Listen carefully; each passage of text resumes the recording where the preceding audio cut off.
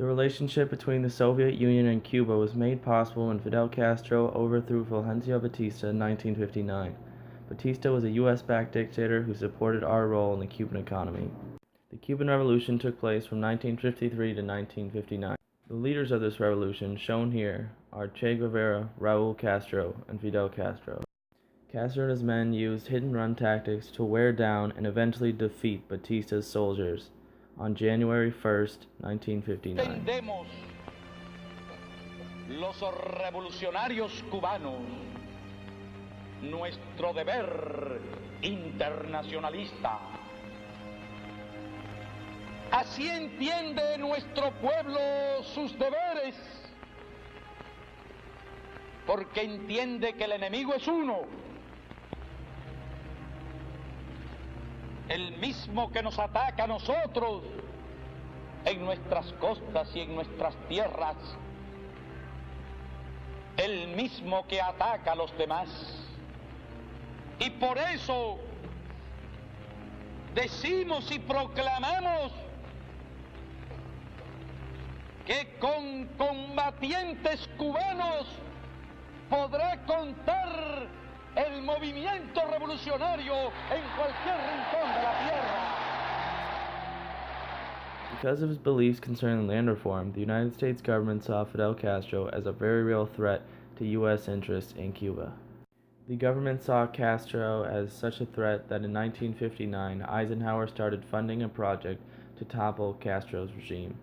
In order to stay out of the conflict directly, Eisenhower's plan was to train local Cubans to do the fighting for the United States.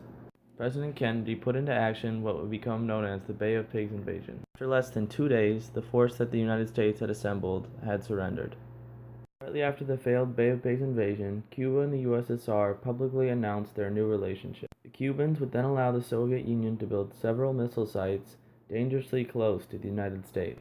In 1962, U.S. spy planes captured these photos of Cuban missile sites being built. Kennedy explored possible solutions with a secret group of advisors known as XCOM for 1 week before notifying the American public. He eventually decided upon a naval blockade of Cuba using the Monroe Doctrine as justification. Kennedy then made his offer to Khrushchev for a possible nonviolent outcome of this conflict. Kennedy's proposal was that Russia immediately give up on all hopes of building missile sites in Cuba. Kennedy would then publicly pledge that he would not invade Cuba, and the U.S. would secretly remove missiles that it had placed in Turkey.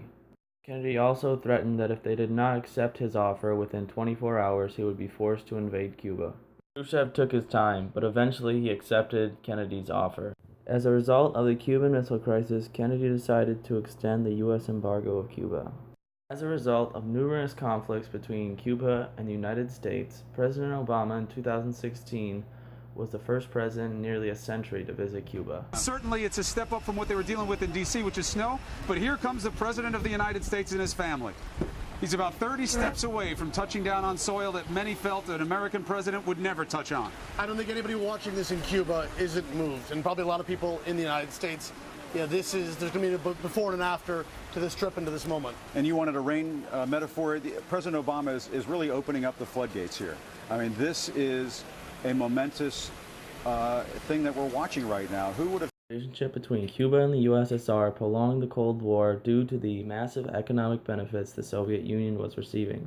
By attempting to renew the relationship that once existed between the United States and Cuba, Obama is trying to reclaim the economic advantages that the Soviet Union enjoyed during this period.